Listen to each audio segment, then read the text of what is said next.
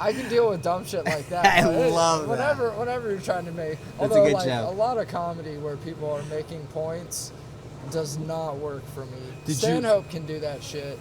Bill Hicks can do that shit. You do what? Like comedy and like state points. Oh yeah. But, No, like, I'm headed in that direction. That shit, like, it's so hard for I people honestly to pull don't off. think. It usually I bugs don't think me. it's I think that's I think for some people that's an inevitable direction, and I think that might be the direction I'm going.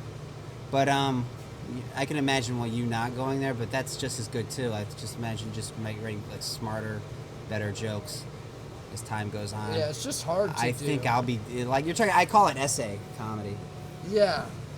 Yeah, so That's a it'd good be way like to put it. Bill Burr does it, Chappelle does it, Burr does it, yeah. Stanhope does it probably more than anybody. Oh, for sure. And his that Bisbee fucking special was my favorite thing he did. I didn't really dig his other stuff, but I was watching all the Eddie Murphy clips because it's Saturday. Right. Because he's gonna be on SNL. By the way, he didn't write his own comedy on those shows. So if anybody thinks his stand-up? Yeah, no. Well, he actually had co-writers for his stand-up too. Word. Keenan Wayans used to help him write.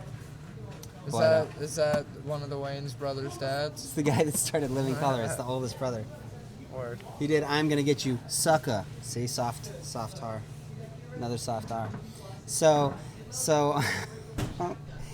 he goes, You're such a hack. hold on. Dude, I was watching a Gumby sketch. So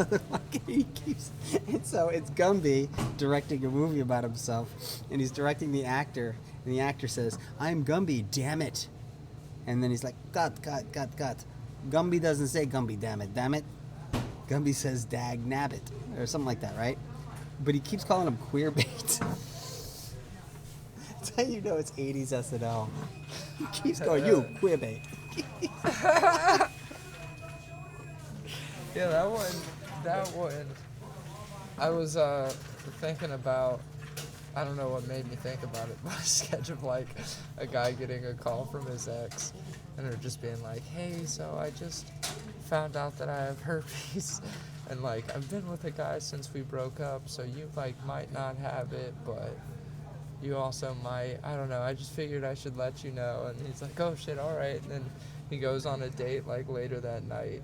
And like they're like about to hook up, and he's like, "Wait, I gotta tell you, I got a call today from my ex. She found out she has herpes. She's been with somebody since. I might not, but I don't know. But I have a condom, and you don't have to like suck it." And the girl just goes, "That's great, cause I have herpes. It's perfectly fine." And then he's just like, "Oh no."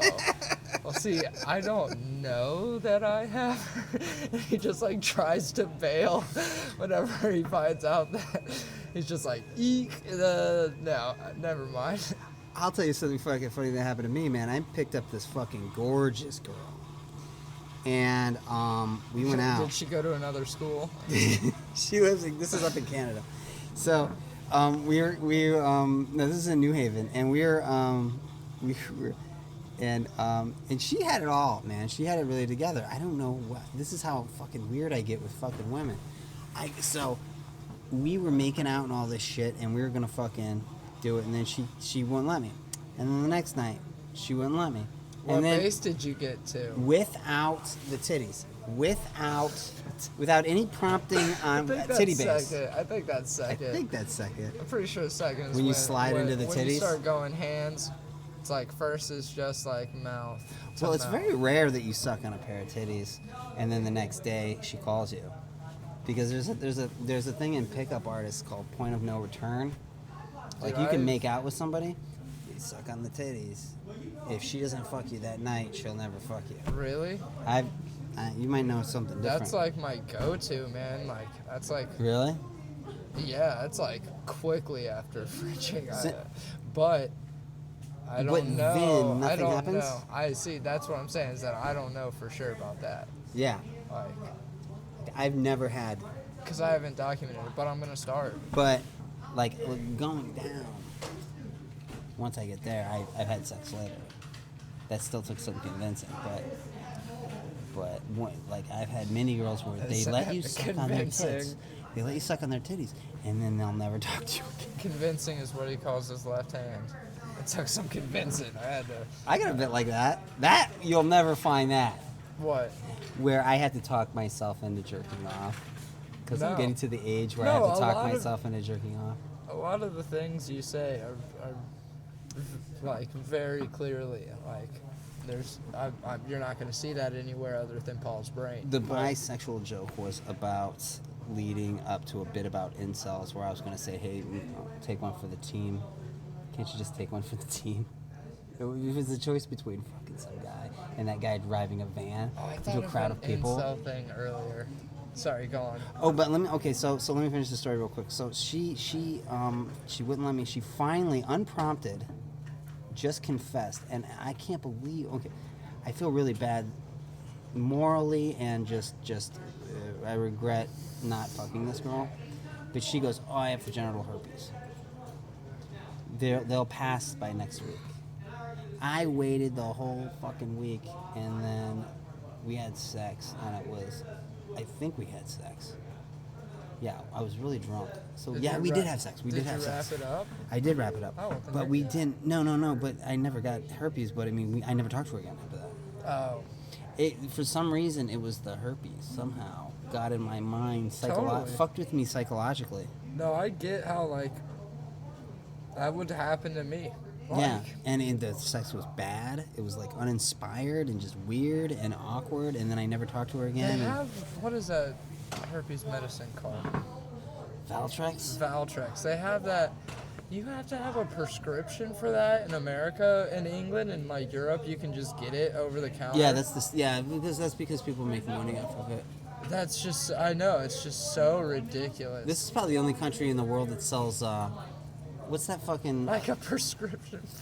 Dude, do you remember that stupid drug that they used to sell over the counter, and they used to claim that it was medicine, but then they had to put it into health supplements? It was called Emergency, Yeah. and it was like a dose. And then it says, and then anytime It's you said, back. They probably changed like most of the formula, but yeah, Yeah, it's like, like there's an no cure for a immune cold. booster. and then the person will go, oh, it was invented by a kindergarten teacher. That was in the ads. Invented by a kindergarten teacher. And they presented it like that, like it was like. Medicine. For a while, it was considered like in the legit. It was next to cold and relief. I mean, stuff. no, And then they had to so move is it. Emergency still is, I believe. Do they still put it in that section? I don't think believe they're so. supposed to. It's like it's in like an episode of like immune booster or some shit like that. It helps. Apparently, like they usually also have like zinc. Oh yeah, and I shit like I that. used to fall Yeah. for the zinkum shit too. I don't know if that's real or. I not, don't think it's but really no. Well, it's a cold is a collection of viruses. I like whenever my throat.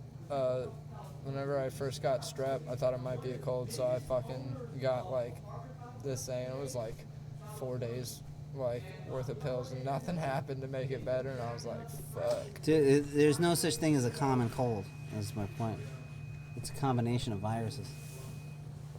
That's sick, dude. So I think everybody has their own individual cold. You know, everybody has their own individual cloud of fecal matter and fecal particles comes out of their buttholes? that follows you around, and like over evolution, it's just disappeared to us. But like if you like everyone, it's personalized. It's one of the reasons why like your own shit and farts like don't bug you nearly as much as other people's. Oh yeah. Well, other people's farts are disgusting. Exactly. That's why I don't like. That's why I don't like It's fart humor. One of the best thing about that ever came about Austin Powers was Fat Bastard's quote. He like farts and he goes, everybody loves their own brand. Oh no, I read that in a book called The Chocolate War. I've always wanted. okay. I always thought this was a great television show. I It's was about like, that's exactly how a private you put school. it. It's a private school with a secret society in that private school, and there Is was a it- guy. There was a quote in the line where this guy goes, "Everybody loves to smell their own shit." I think you're talking about X-Men. I'm just kidding. Wolverine was vulgar.